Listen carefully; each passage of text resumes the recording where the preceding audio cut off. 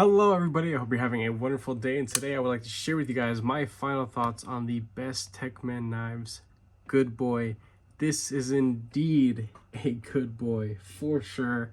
I'm going to tell you guys right off the bat, I highly recommend this knife. I have two subjective, I guess, little nitpicks about this, but besides that, this thing is excellent. This is filling a very niche little void in the budget spectrum. This guy's floating around 50 bucks. There are actually two websites, online retailers that I pulled up. I purchased this specifically from White Mountain Knives because most other channels have discounts, like 10% discount. I know Wayne has one. Kevin from Lefty EDC has one. I'm pretty sure Lee from Love Them Knives has one, and probably a couple other people too. I personally don't have one because I don't do anything like that with them, unfortunately. My channel is very small, right? Not a big deal, whatever. But I did that because every little bit counts, especially when it comes to budget knives and trying to check out as many as possible. Because, I mean, for me personally, I'm kind of buttoned out for the year. I've experienced some good stuff, I've experienced some not so good stuff, but very far and few have I experienced stuff that is like truly excellent and highly recommendable. But when it comes to budget knives, it's a whole lot easier to recommend them because of the price point.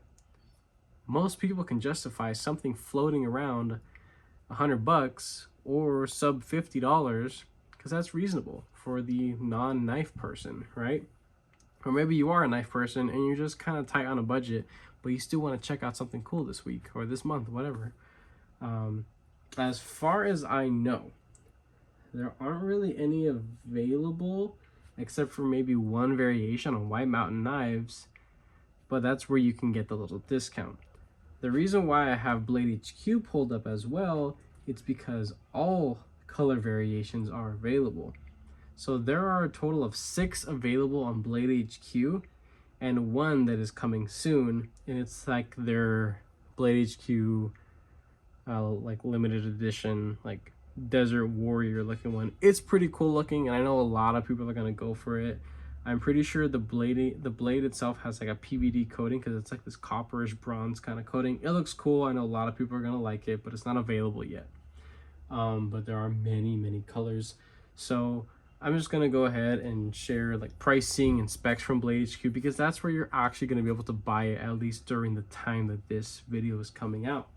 So 6 different colorways. They look to all be the same price at $53.90. Again, you could wait a little bit, not too sure when, but I'm pretty sure White Mountain Knives is going to get a restock eventually of these knives, but they only have 5 colorways and 4 of them are out of stock. The only one that they have at this moment in time is like a tan G10 with a black coated blade. So, and again, $53.90, but that's the only one available. So if you don't mind spending like the regular price and you want it now, just go ahead and get it from Blade HQ. That's what I would definitely recommend. So I'm not gonna go through all the color variations because they're all very different in their own way. I'm just gonna go ahead and talk about the one that I got. So I did purchase this. I didn't get it for free or anything crazy like that, but the one that I got, it is a satin finish blade with a Tiffany blue G10 scales and a kind of light blue.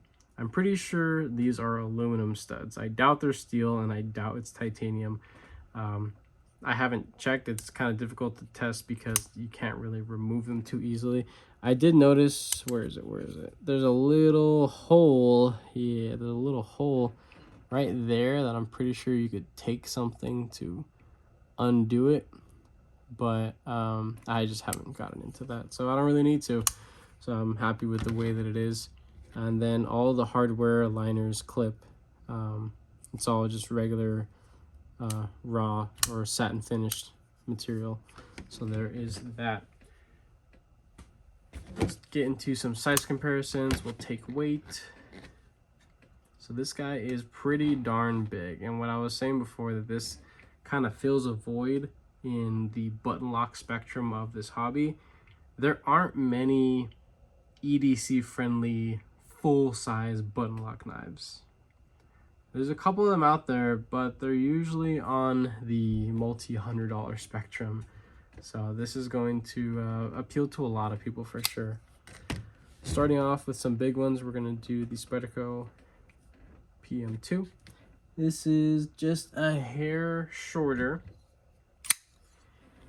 And here is the Wii Praxis. This is about the same size as a Wii Praxis, which is insane because the Wii Praxis is the largest knife in my collection, just about. Yeah, even though I'm not the biggest fan of like large knives, because of the way that this one's shaped, how you interact with it, it's something that I could justify taking to work a little bit more than some of my other big boys, right? Here we have the Civivi Knives Vision FG. Benchmade Bug Out.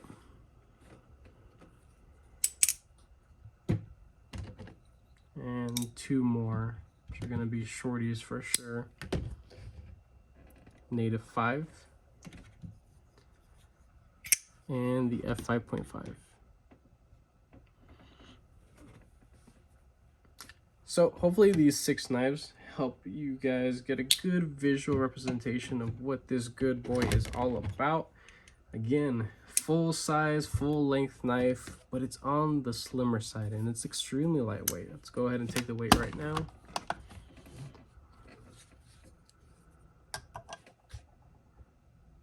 .4 to 3.5, not bad at all. Now there are some liners on the inside. They are inset, which is nice. There are some pockets for weight relieving, but they're not that big. Could have been a little bit more, not that big of a deal that there wasn't. Let me see if I find the blade length on this thing. So blade length on this is 4.65, so it's a good bit of cutting edge for sure. In hand, now I have large to extra large size hands, but slimmer fingers. I feel comfortable further back here. If you want to get up a little closer, you can, but you're really right on that edge. So you can if you want. I don't really recommend it. But the good news is that even though your index finger wraps around, it's not long enough, at least in my case, to where I can disengage that button. And talking about the button now, while the blade is closed, it is quite sunken in and recessed in there. And then when it's open, it doesn't stick out that much, which is excellent. That is a huge safety feature that I definitely do enjoy. This is proof that button lock knives can have good action, nice retention, a strong spring, a comfortable button, and a safe button too.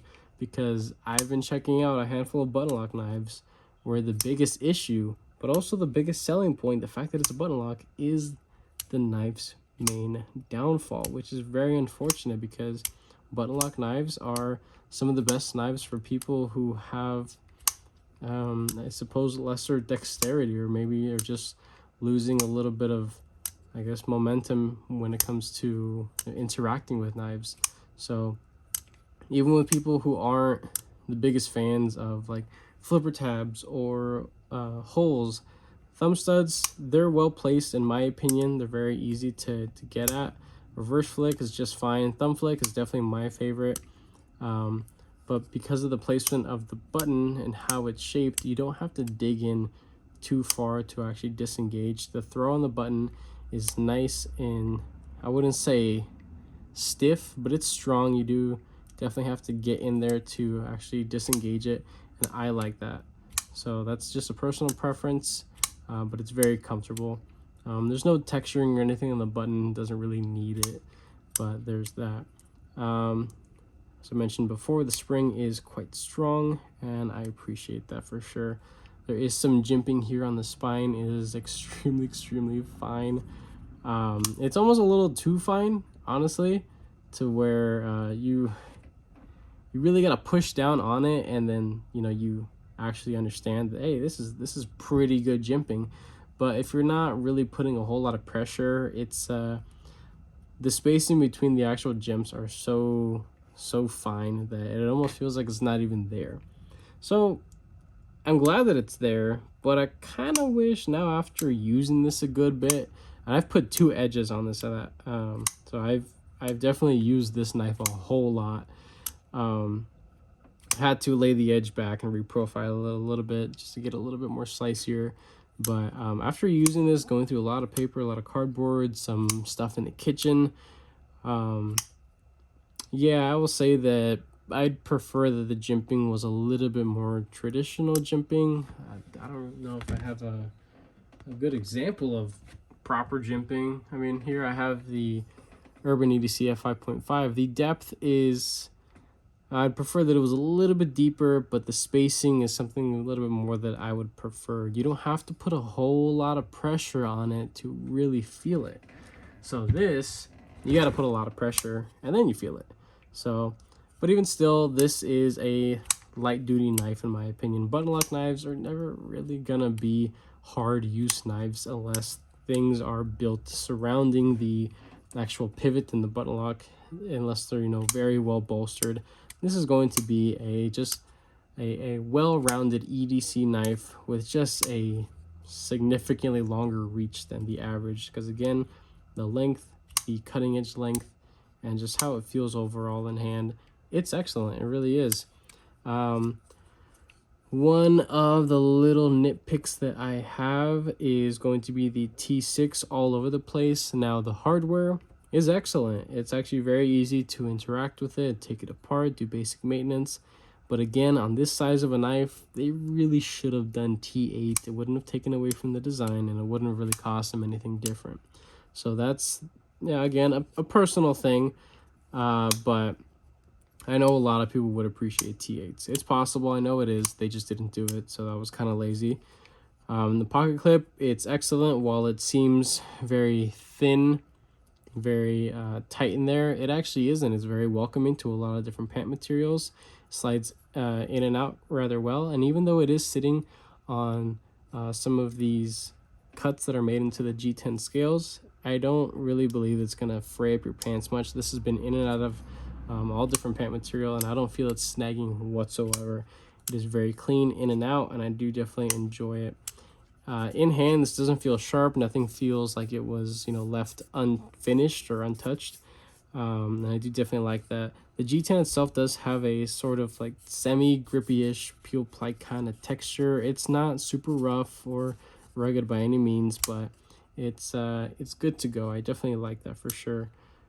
Little nitpick that I do have, even though the pivot is captured and you have a T8 for this side over here, the actual machine pivot, it's a little sharp. Some of these edges are actually a little sharp. That's just a personal thing.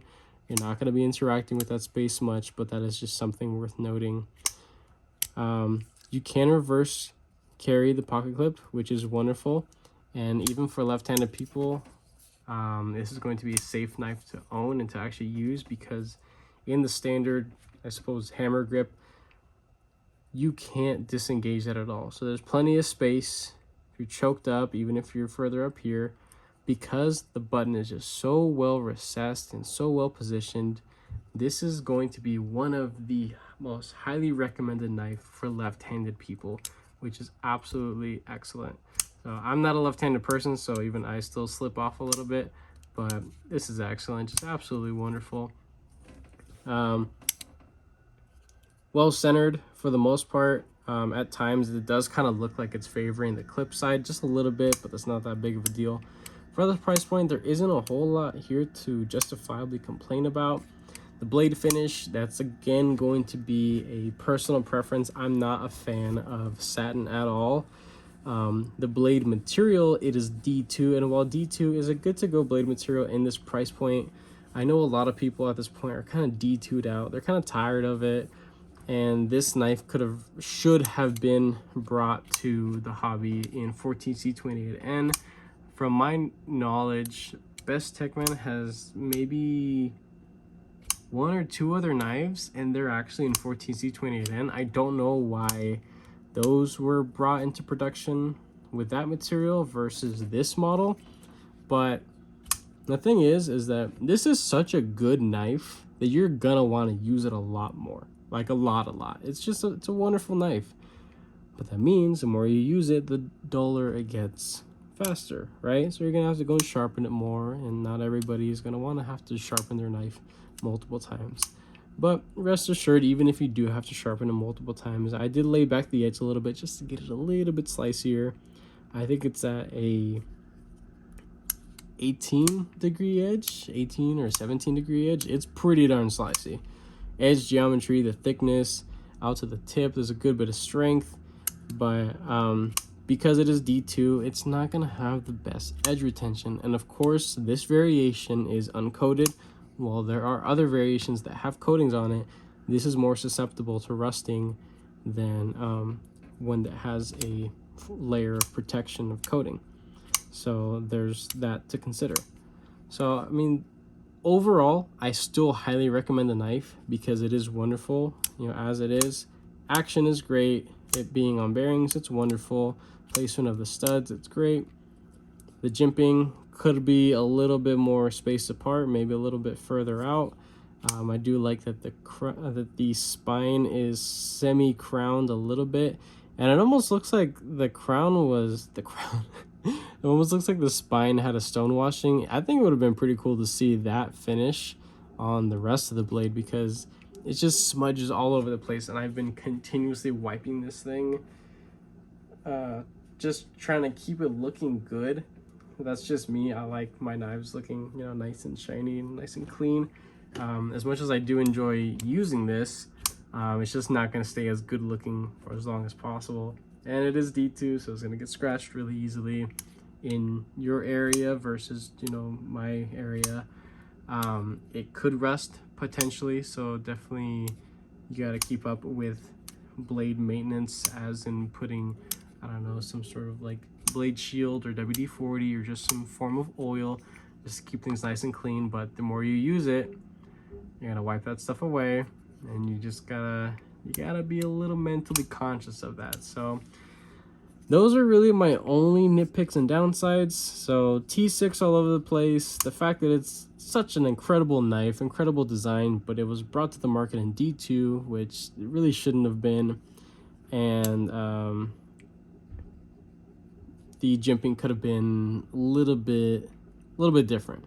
I'm glad that they have it at all, but it could have been a little bit different. That's really just personal and subjective, but I do very much enjoy that they brought this to the market with so many different colors and variations of it. It's pretty cool. What I would definitely love to see is maybe a premium or semi-premium version of this, maybe with S35VN or Nitro V, or something like that. Maybe just an upgrade in blade material, a proper coating, better finishes, and maybe some micarta scales. That would be cool. Keep the size if you need to, keep all the hardware, the clip as is, but I think with an upgrade into some micarta scales and an upgrade in blade material, this could very easily be #1 budget knife of the year for sure. For a lot of people, it definitely could be.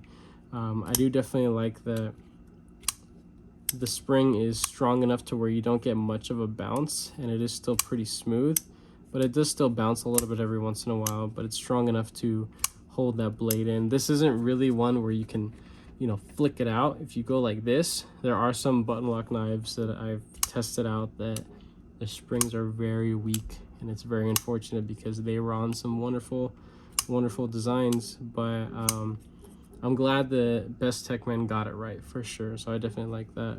So with that being said, I hope you guys enjoyed this little review. If you guys did, go ahead and leave a like down below. If you are subscribed, thank you so much. I appreciate all your guys' support and your patience, of course. If you are not subscribed, consider subscribing because I have plenty more videos coming your guys' way. And with that being said, have a wonderful rest of your day.